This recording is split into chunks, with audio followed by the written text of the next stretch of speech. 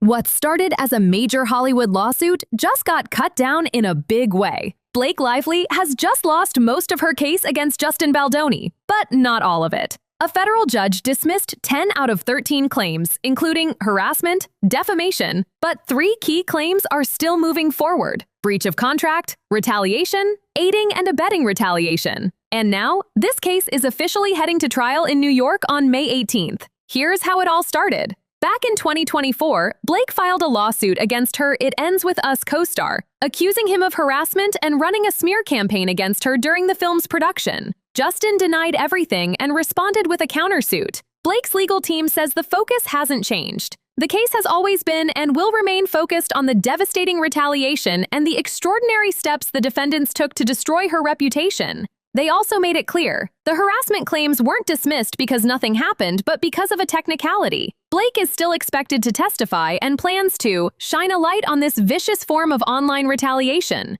On the other side, Baldoni's legal team is calling this a major narrowing of the case. What's left is a significantly narrowed case, and they say they're ready to present their defense. So why were most of the claims thrown out? The judge pointed to a few key reasons. First, location matters. The alleged incidents happened in New Jersey, but the claims were filed under California law. The judge ruled there wasn't enough connection to California. Second, her role on set. Blake was considered an independent contractor, not an employee, which limited the legal grounds for some claims. Then there's defamation. Blake accused Baldoni's lawyer of making harmful public statements, but the judge ruled those statements were tied to the legal case itself, so they didn't count as defamation. Still, not everything was dismissed. The judge said some alleged retaliation efforts, including claims of a coordinated campaign to damage her reputation, could cross the line, which is why those claims are going to trial. And this legal battle has already been intense. Justin previously filed a $400 million countersuit against Blake, her husband Ryan Reynolds, and others, but that case was dismissed. He claimed they were trying to destroy his career and accused Blake of stealing the film.